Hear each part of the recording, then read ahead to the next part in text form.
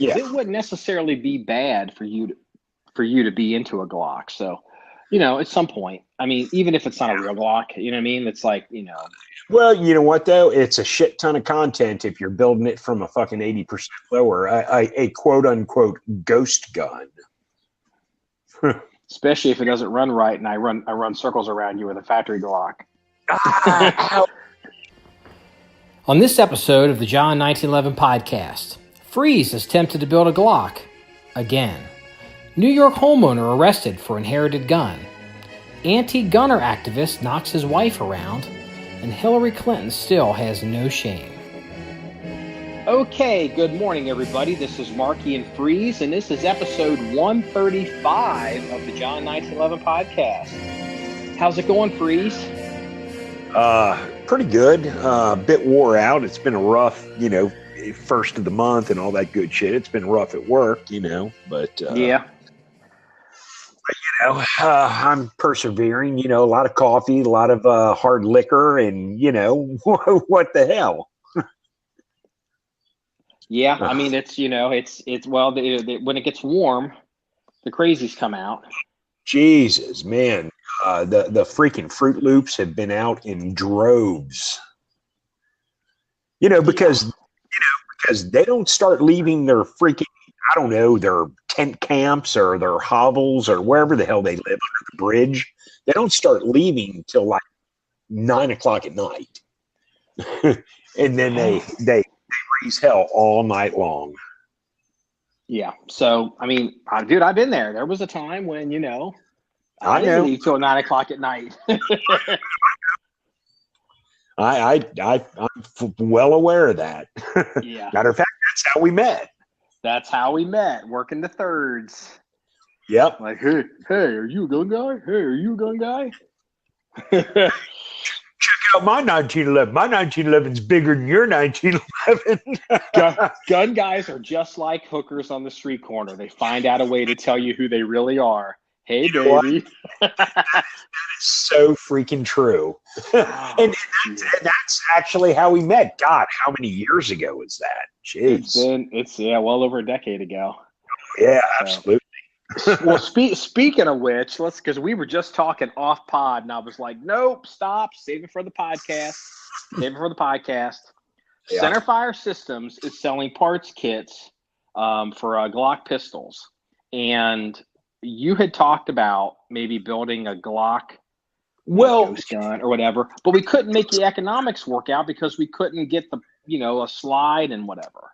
Well, that's it. It's probably been at least a year ago we discussed this, because there's these 80% Glock lowers, they're polymer lowers you can, make, and they're pretty, I mean, if you've got a freaking drill and a vise, you can do it, and we looked into that a year ago just because it seemed interesting. But when we started pricing the parts, it was just like, dude, this is just stupid, because I mean, you can just go out and buy a new Glock cheaper than what you could build one for. I mean, all of a sudden now these parts kits become available with basically everything. Oh, there might be a few minor parts missing, but basically it's got all the core components except for the frame/lower. Yeah, the expensive parts on a Glock are the slide and the barrel. And if you can get a mated slide and barrel, you're the rest of it's gravy.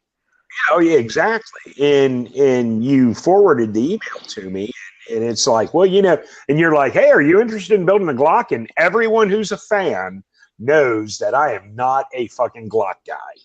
But I do step up to a challenge, and I do like to build guns. Mm-hmm.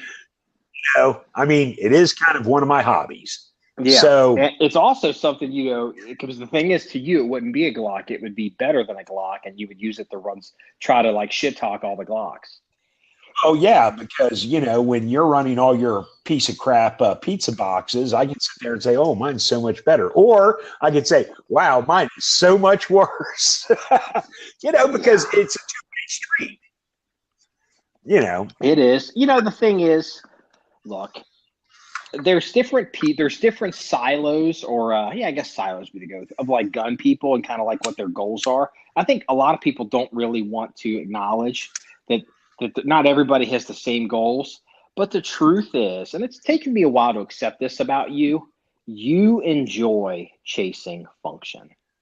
I do. I fucking do. You do. And I know, here's the thing. I know you hate it. Yeah, well, because like I'm used to, like, if a gun goes down and it's a work gun, to me it was a fucking problem, because I was lucky to have about 8 to 12 hours before I had to walk back out the door with a gun that works. See, here's the main difference between you and myself. You go, oh, this is a problem. Let me throw a bunch of money at it and solve the problem. And that works 100% of the time. Because it saves time. Exactly. See, my thing is, I have a problem. Well, let me tear this motherfucker down and fix that problem. And it's my personality. I mean, I'm a tinkerer. I mean, what have you been calling me for years? Freaking Bob Vila? Fucking Vila. Exactly. The other day, we just had this C96 Broom Handle Red 9 Mauser gun come in. And, you were looking at it and you were like, oh, yeah, had some of those back on probably the 80s, whatever you were saying. You were like, oh, don't try firing. The fire pins are break. And then you said something. You go, when you completely detail strip that gun, you said something like it took you, because this is before you had the internet. Did you say it took you a month to put it back together? It took me like 2 weeks. Okay. A C96 or a broom handled Mauser only has one screw in the whole gun, and that holds the grip panels on. It's like a big freaking Jenga puzzle. And when I had a Chinese, it was a Mauser Orndorff, but it was sent to China and then imported back in. And it was in the original Mauser caliber. It wasn't a Red 9 or anything like that. And I pulled it apart, detail stripped it, pulled it apart. And this was before, you had, I mean, the internet was there, but it wasn't like it is today. And the only thing I had to go by was a Numerich Arms catalog with an exploded view diagram. Oh, that saved your ass. Well, it did, but it still took, and I'm not saying I worked on it, 8 hours a day for 2 weeks, but it literally took me 2 weeks to get this damn thing back together, because it was just like, this should interlock and slide together, but it's not. It was a freaking nightmare. And that brings up a good point, because like you see all this today, and I don't think the kids really appreciate where it comes from. Like you'll see they sell these like cleaning mats, and it'll be like an exploded diagram of a Glock or an exploded diagram of a 1911 or insert whatever gun, and then you'll see occasional things with like exploded diagrams on them. And dude, there was a time back in the day, if you had an exploded diagram of any gun, that was like a gold brick. And you kept that, especially if you were remotely a gunsmith or worked on guns, because you never knew, because there was no way to find, unless you had a book, there was no way to find out how that gun came apart. Well, let me tell you something. And you may or may not have ever heard of this publication. It was called, I think it was called Gun List. Yes. And back when I first got my certificate, when I became a gunsmith, and I graduated gunsmithing school, because yes, I did actually go to school and all that. And again, this is pre-internet days. I mean, the internet existed. This was in the early 90s, but I mean, nothing.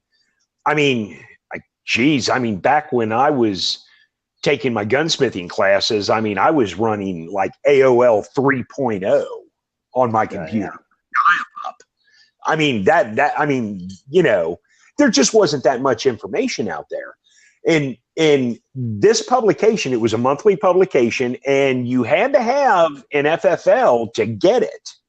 You know what? That rings a bell. Well, didn't Midway or Brownells also only used to sell to FFLs at one point? Brownells, when I first started ordering from Brownells, you had to have an FFL to even. Yeah. They wouldn't even deal with you if you didn't have an FFL. But anyway, every month you would get a copy of Gun List in the mail if you subscribed. Of course, you had to pay for it, but it was just a book that featured guns, and it was nothing but exploded diagrams, and it talked about the features of the particular firearm. And I'm telling you what, from a gunsmith point of view, that was your like holy grail, because, you know, you didn't like now. Hey, you know what?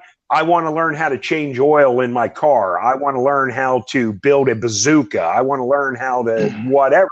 You go to fucking YouTube and it's there. Oh, well, God, yeah.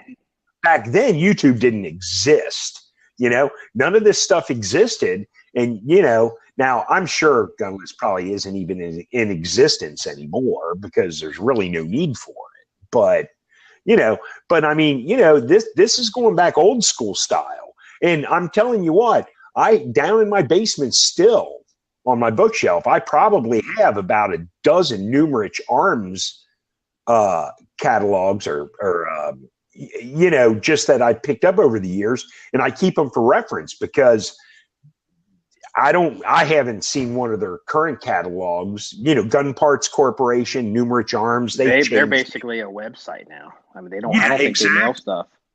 They may not, but I'm telling you what, these catalogs, you know, were, you know, 1.5 inches, 2 inches thick.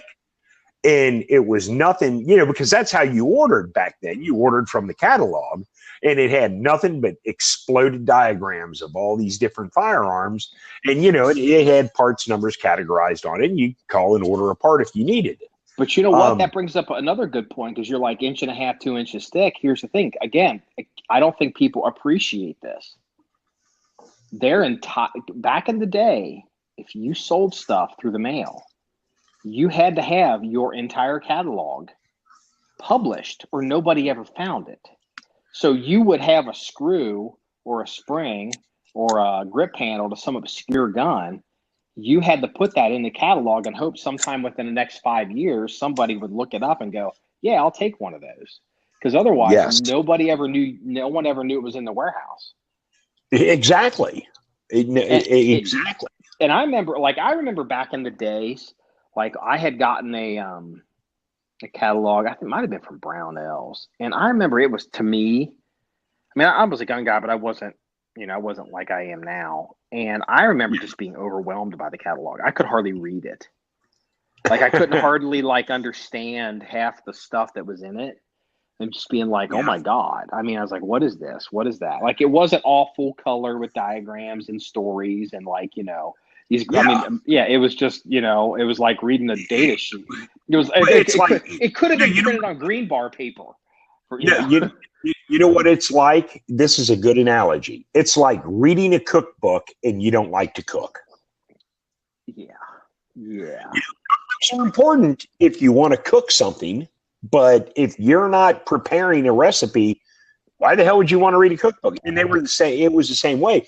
But like Brownells and Gun Parts Corporation / Numerich Arms, you know, they advertised in like Shotgun News. Hell, is Shotgun News even put out anymore? I don't know. I think Shotgun News was the original gun broker. Oh yeah, exactly. That's the key to understand that. I mean, if you were, I mean, you could buy guns, you know, through mail order, but it was, you know, if like people were selling guns privately or through distribution, you picked up Shotgun News. Excuse me. Yeah. Hey, you had Shotgun News was it. I mean, and that's where like, AIM Surplus, and I mean that's where, you know, J&G Sales, every Centerfire Systems and Century, all SOG the major guns, they all SOG, they all advertised in Shotgun News because that's how people learned about them. Well, check this out. I'm going to use this as a segue into something that we had discussed, and I just wanted to share this on a podcast. You know, when you run a website, there's sections in the website, like on the back ends, where you can kind of see what's going on. You know, I can see like traffic from like crazy countries, and I can, you know, attacks, and one of the things I can do is there's Google provides this, but there are people like the keyword phrases you type into Google. If you click a link from that and land on our website, I can not only can I see your traffic, I don't think most people realize this, I can actually see what you typed into the Google search bar, typos and all. And, there was some funny stuff in there. But this one, it blew me away. And I was like, how in the hell did they end up on our website? Somebody typed in 505 Gibbs versus 460 Weatherby. I was like, that must be something Scott Mayer fucking wrote. I mean, you know what I mean? It has to be. He wrote something about a Weatherby, or he might have written something about a Gibbs. But I mean, for that to hit, I don't remember doing any. No. I mean, I think like the Blaser, the R8s, I can get some of those Africa calibers. Like, I don't even, like, realistically, I don't know I've heard of 505 Gibbs. Like, I mean, it's a phrase I've heard. We've all heard it. But I couldn't honestly tell you how that's different or how that's related to, say, 500 Jeffrey that I can get for the Blaser R8. That's the largest caliber they make for that gun. And I think it probably knocked the molars out of your head if you shot it. Probably. And I assume, but we got a guy, Jerry, he's a big Weatherby dude. He's got, he's ate up with Weatherbys. We may have written something about with one of his guns in Weatherby. I just thought that was, but the thing is now, if you didn't, it used to be all these catalogs and these mail order companies, and maybe you would see an article in one of the 5 magazines that they would talk about something, and then you could go, oh, what about a Gibbs? So that's interesting. Now you just Google it and you end up on a website for 1911 people. 505 Gibbs on John1911.com. It's like, okay, that's interesting. Hey, I was busy, and, I try not to watch like news. Like, there was the shooting in Virginia, and I missed the shooting completely.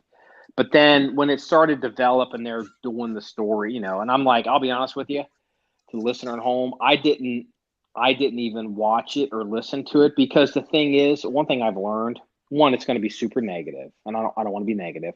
Number two, it's like, we're in the Midwest, they're in Virginia. It's like, look, they're still figuring this out. And so I don't need an update every hour. I'm sure the people in Virginia did, or people that were more closely involved in, but it's like, when you guys know exactly what happened, who was involved, what's going on, there'll be a summary the next day, and we can, as opposed to like breaking now, and rumors like, oh, it was Al-Qaeda, or maybe it was maybe it was disgruntled worker, somebody had, all these crazy stories.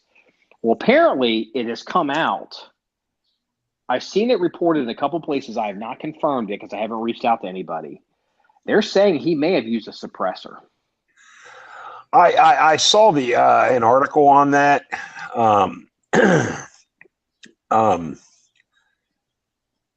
They say he used I think the article said a 45 caliber pistol. What kind it was, I don't know, with the suppressor. And that would make sense, though. Yeah, and from what I understand, they said it was legally purchased as well. Oh, see, I haven't seen any of that. And to be honest with you, we're so new to this story, I would question whether that's true or not, because you know how hard it is to get info out of the NFA? I mean, I'm whoever reported that, I want to know who reported it, and I want to know where they got that from, because the ATF and NFA paperwork, they are super creepy about that. There's, unless like the Department of Justice came out and said it, I need 2 sources for that bullshit. We'll see. Maybe we'll see. Yeah, I mean, I don't know. They say he used an extended mag and a suppressor, but again, I don't. That's gotta be the first time a suppressor has been used in a crime that I can recall in quite a while.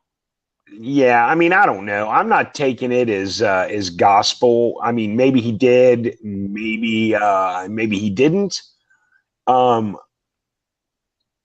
but until more information comes out, I mean, look, obviously it was a disgruntled worker.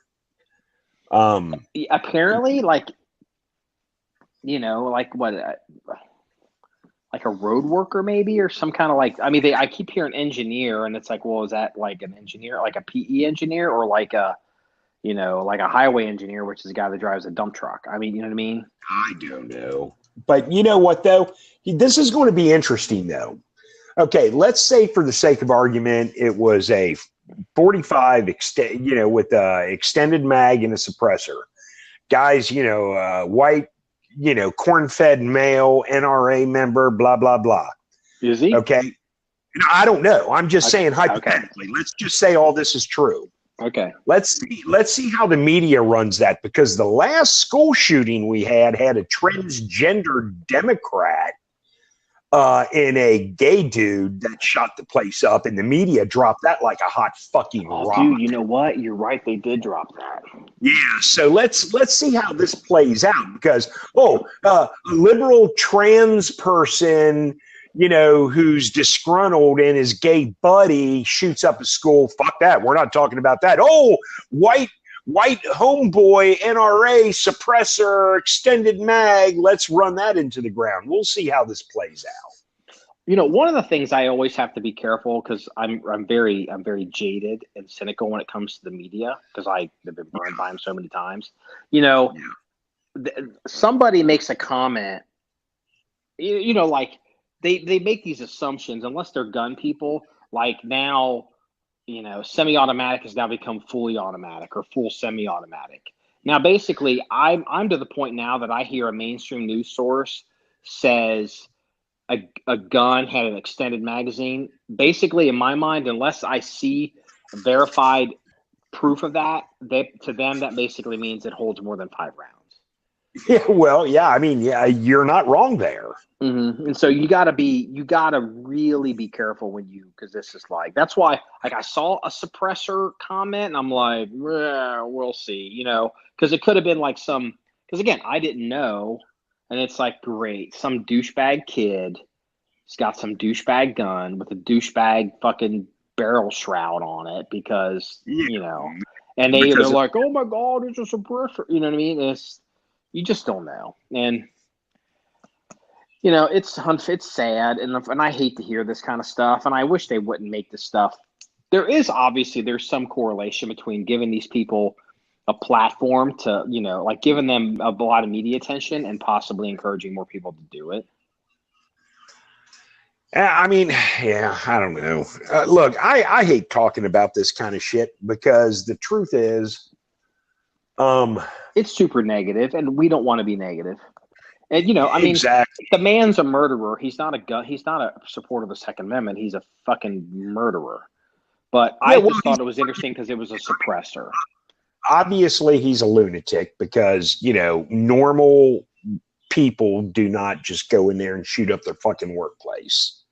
Yeah. I mean, the guy's obviously a freaking raving lunatic. I mean, and we've talked about this time and time and time again, that a lot of these shootings, the people that do the shootings are unhinged, i.e., let's go back to the trans person that shot up the school.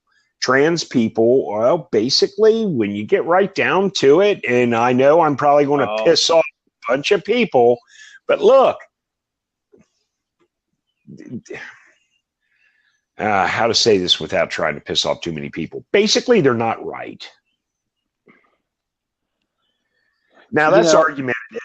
You can argue both sides of that coin, but I personally believe that if you're a trans person, you have severe mental issues.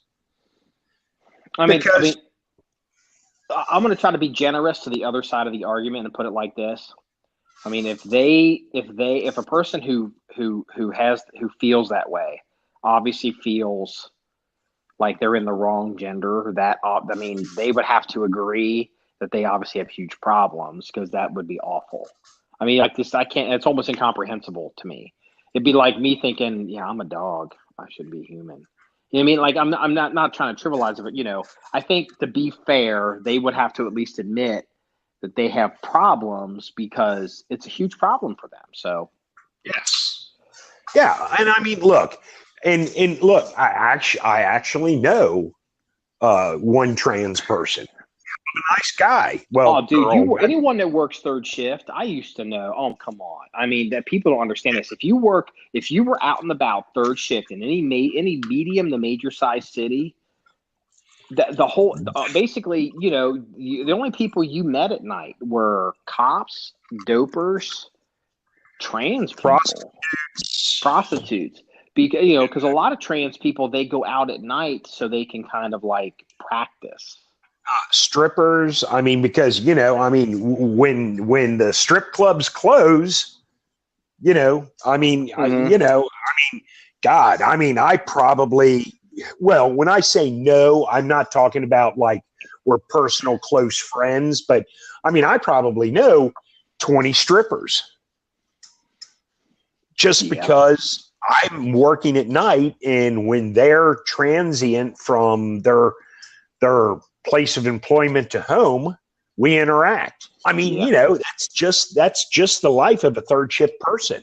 Yeah, you see, third shift is a different world than like, it's much more common to see these kinds of things, and just people. I don't think the average person that works 9 to 5 and whether they have a great life or a life of quiet desperation, they don't truly appreciate what it's like to work at night in America.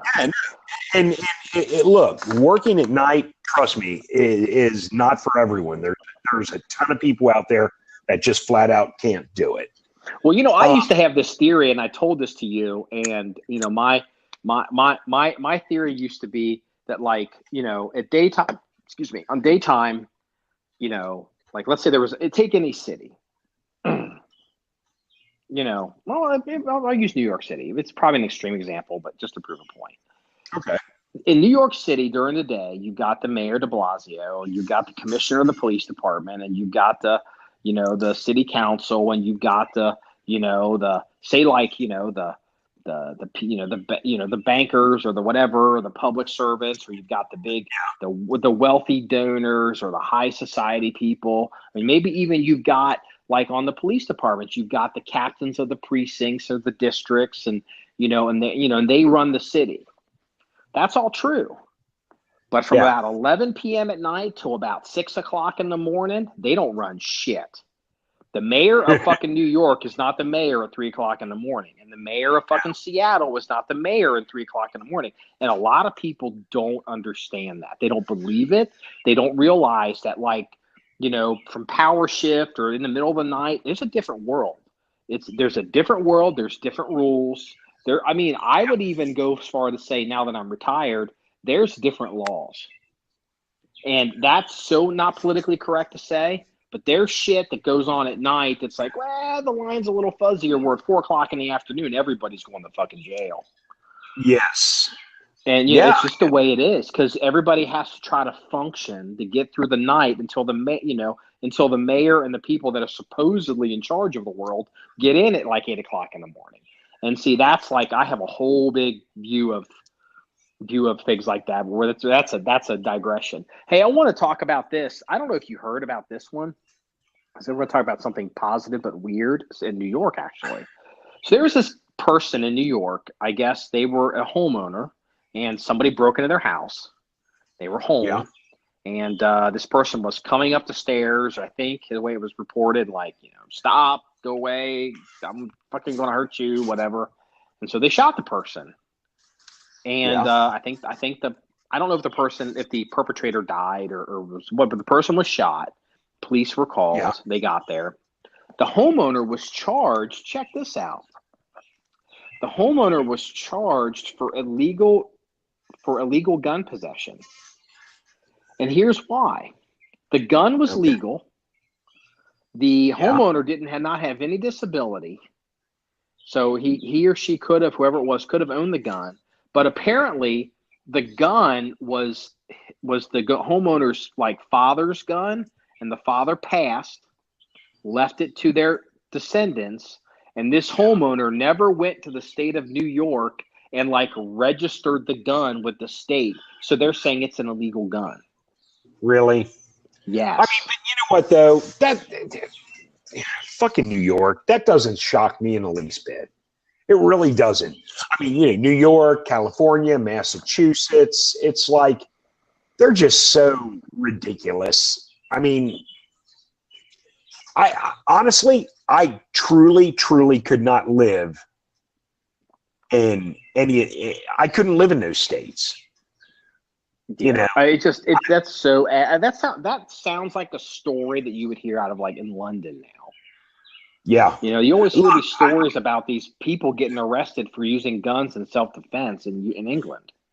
Look, I mean, I go to Massachusetts regularly because I've got family there that I visit. And I'll be honest with you, the fact that I can't take my gun with me just bothers the shit out of me. Fortunately, the person that I go to visit in Massachusetts is always armed. So it's, that helps. And they can. I think the statute of limitations has passed, but I carried a gun in Chicago for years. I mean, we're talking the 90s. Yeah. Yeah. I mean, sorry, Chicago. But here's the thing. If I was driving to Massachusetts, I would bring my gun with me and roll the dice because I have connections in Massachusetts that although I would get hooked up if it was a problem, but it wouldn't be as bad. But the problem is I fly. And when you fly and you got about checking guns, in the airport, it's just not going to work going to Massachusetts. It's just not. Yeah. So, I mean, it's, the whole argument that, like even the argument you just made about Massachusetts is kind of the problem in Massachusetts. I'm not trying to kick you too hard here, but it's like, well, I've got connections because that's how all these, it's kind of, it's not that it's corrupt, but it is corrupt unless you know somebody or you got the hookup and all this crazy happy horse shit. It's like, in free America, you just have the right to be free and do whatever you want. Hey, speaking of I just wanted to tell you this. There's a couple things. Okay. There was a lot. So there's a lobbyist. So like there's a thing called Everytown USA. I think that's Bloomberg's group. Everytown USA, is that Bloomberg's gun control group? Yeah. Well, this guy works for Everytown USA, and he got arrested for beating up his wife and all kinds of nonsense and threats. And I don't want to misstate it, but it's a lot of charges. Like he sounds like a real peach. And it's just like, oh, okay, that's interesting. So I bet his wife would like to have a gun because I think he beat the fuck out of her. So, and I just thought this was funny too. I'll save this one to, and I'll give it to you now. So, Hillary Clinton and wiping the server and, Hillary, did you wipe your server? She's like, what do you mean wipe the server? You mean like with like a cloth? Remember she used to make all these jokes? Yeah. Yeah, and all that stuff. So Hillary Clinton is like, they can't fill any of their, they went on tour and they couldn't fill the seats, and her and Bill, and the Democrat Party wants them to just go away. And she needs money. So she's being paid. She really doesn't need money. She's got a lot. Apparently the Clinton Foundation ruled, apparently after she didn't win, like the Clinton Foundation collapsed money-wise. But they're paying her to give a keynote at a conference. Can you guess paying? What the people putting on this conference to give a keynote? She's the keynote speaker at this conference. Can you take a wild guess what you think the conference is about? I have no clue. Cyber defense. No, stop it. You are making it up. No, I literally am like, I'm like, are you punking my ass? Like, here's the thing. Are they punking? Like, is the person that offered her the job punking her? Or is she so not self-aware? Or is she such a sociopath she doesn't even care? She's like, bitch, give me the money. I'll show up at the Cyber Defense Summit. I'm voting for sociopath. Yeah. Yeah. I mean, she's a light. So, Hillary Clinton, I'm not trying to be like super mean, but, she's obviously has some sociopathic tendencies. I mean, she has a lack of self-awareness, lack of shame that I think, she touches on sociopath. They're like, wow, really? Are we doing this now? It's like, really? You? The truth is, when you get right down to brass tacks on it, she is so out of touch with reality because she has lived in her own little Clinton bubble for so many years. I mean, she's really out of touch with reality. I mean, and that's the truth. And I mean, if you don't believe me, all you got to do is just follow her on the internet. And I mean, it's obvious. Yeah. Yeah. I mean, I don't, at least, this is going to sound awful. Who do you respect more? Who do you respect more as a public figure? Hillary Clinton or Kim of North Korea? Because, wow. I mean, that's rough, but like that is rough, but I'll give you an answer, and it's an easy answer. I respect Kim of North Korea more than I do Hillary Clinton because, and here's the reason. Kim was born and raised in an environment where basically they have absolute control and they can do whatever they want and kill anyone they want and just do whatever they want. And it may be delusional for the real world, but in their world, it is what it is. But Hillary Clinton is an American, born and raised in the United States with a Constitution and a Bill of Rights that she totally disregards and doesn't believe in. Oh, I can actually make it better. Why do people respect Kim and Trump and not Hillary Clinton on the world stage? It's because Kim and Trump, at the end of the day, and we got to stop using that phrase at the end of the day because we use it too much at the end of the day. But at the end of the day, they mean what they fucking say. And you better, where the thing is, Hillary is so corrupt and she is such a lack of self-image and she's so compromised and she's so just unethical that you have no real sense of where she's going to land on anything, and therefore no one thinks she really believes anything. Here's the thing. Hillary Clinton is president and somebody takes a shot at a U.S. warship, they may diplomatically try to okay, let's not escalate things. Trump would fucking go bonkers. Yeah. And you know what? At the end of the day, Trump going bonkers keeps the ship from getting shot at to begin with. Yes. And so, but to circle back to Kim, the reason I'm bringing him up. So apparently Kim and Trump had a summit in Hanoi, and it didn't go well because I guess the Kim people thought that they could roll over Trump. Because typically what would happen is guys like Hillary or guys like Obama, I said guys, would go to a summit, a presidential level summit, and there's a lot of pressure to leave with a deal. That's kind of like how the JCPOA with Iran happened. It's like, we got to have a deal so we can say we made a deal, like we brought peace in our time, or the Middle East peace process, or we did something, and we can't leave without nothing. And so Kim, they thought they had Trump by the short hairs, and they were basically trying to separate. They were trying to get Trump what they wanted. It was like, we agree to announce that we have this facility that you all guys know that we have, but we haven't said publicly. But then you'll lower the tariffs and we can all say that, or you'll lower the sanctions and we'll all say everybody's whatever. And so Kim's people were telling him, we got Trump, we got Trump, we got Trump. They show up at the summit. It didn't go well. Trump's like, I'm fucking out of here, bitches. Flies home, didn't meet, left. All of a sudden, Trump abruptly left Hanoi.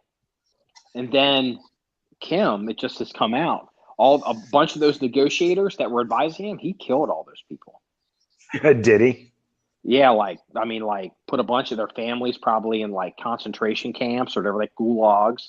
Killed a bunch of those negotiators. It was horrible.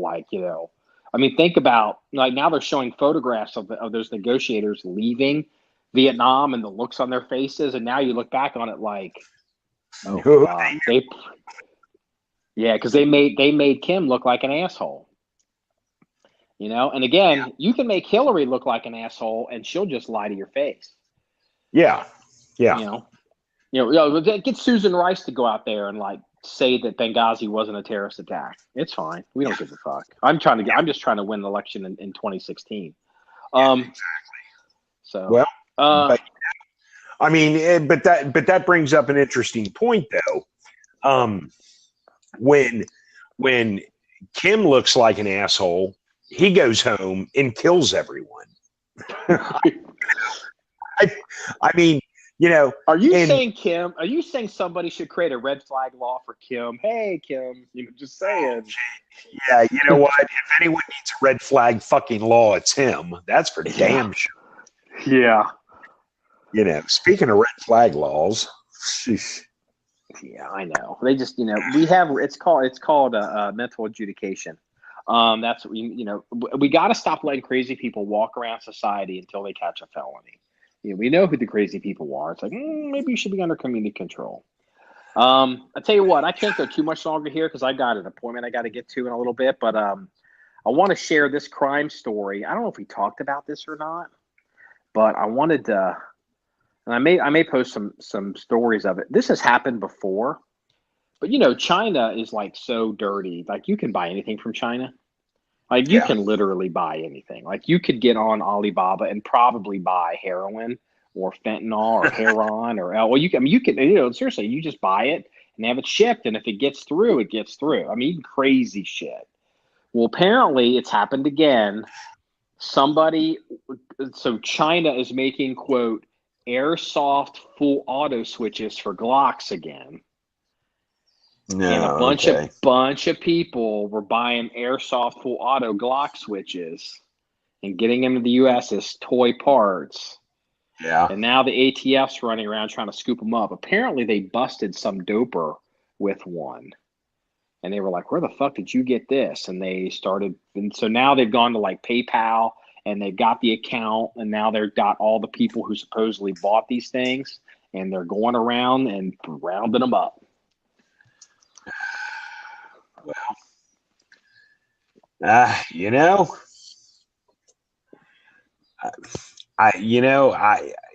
personally, I have no problem with that. I mean, of course not. I mean, it's, change the Hughes Amendment. Exactly. I don't like the law any more than anyone else, but if you circumvent the law, then you're going to lose all your fucking rights. And I don't feel sorry for you in the least bit if you do. Well, it looked the way the story was being. It didn't look like it was like legit people that were actually buying these to begin with. Like it wasn't like people like you and me in our community or our audience or our demographic. It was fucking criminals. I mean, it was fucking jackasses. I mean, you're buying machine gun parts from China over the internet. I mean, I hate to say it, but you're kind of an asshole. Exactly. And that's exactly the way I feel. Because, I mean, look, do I like waiting a year to get an NFA stamp for a suppressor? No, I don't.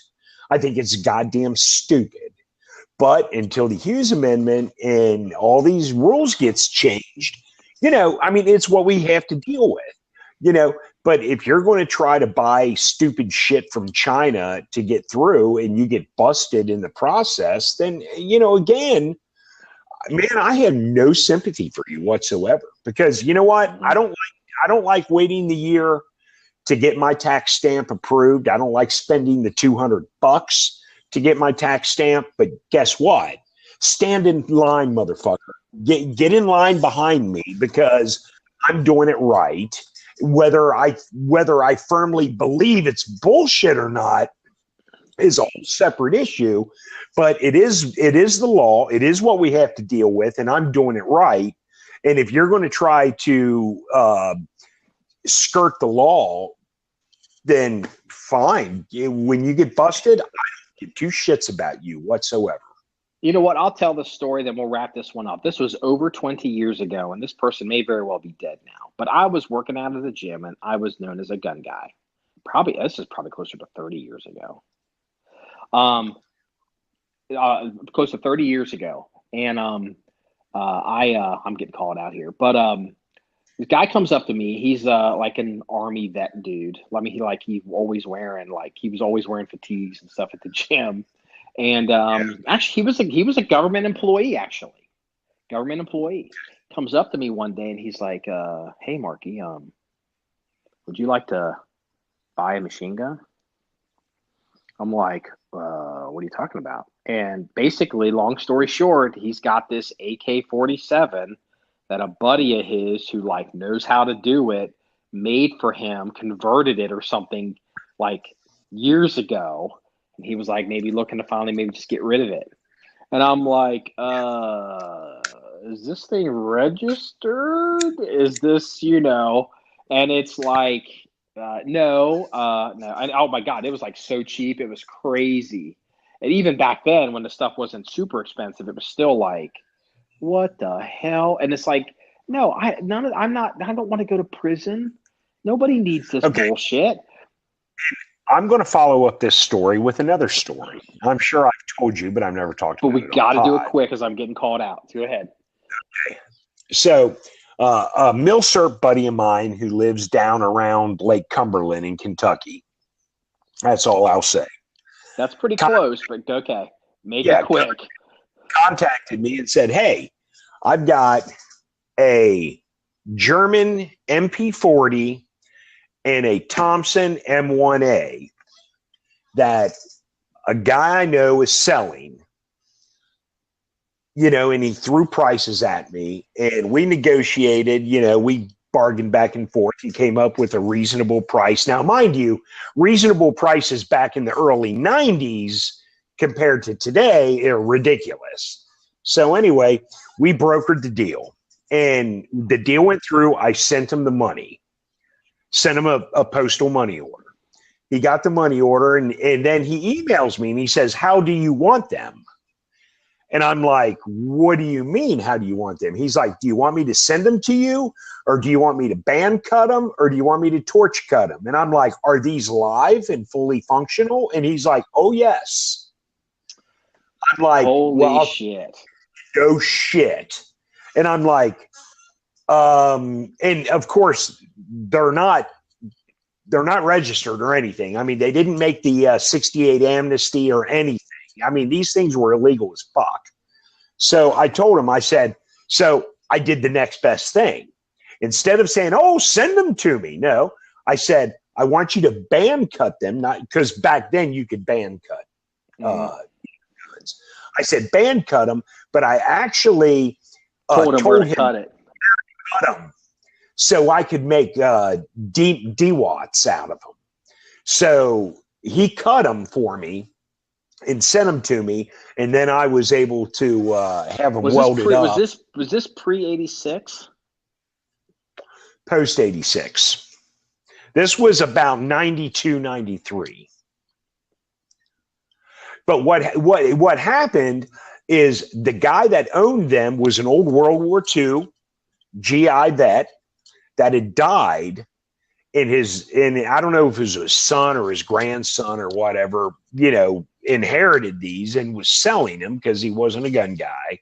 Yeah. And he ran across my buddy, and and my buddy's like, "Yeah, I'm pretty sure I can find a seller for him," and again, then that's how that went down. But these things were actually active and live, and I had them cut.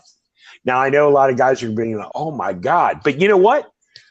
There's no takebacks. I mean, unless there's another amnesty coming up, which I don't ever foresee in the future, there's no way to make these things legal.